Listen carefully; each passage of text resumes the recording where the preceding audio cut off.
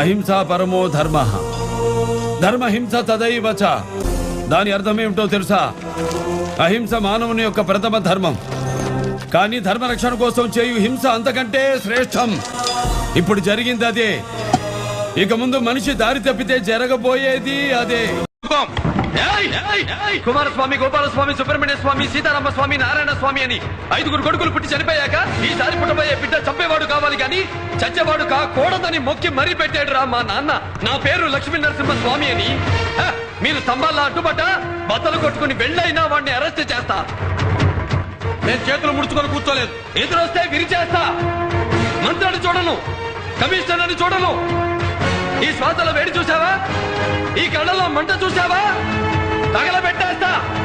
లంకా దహనం నా వంకకు రాకండి.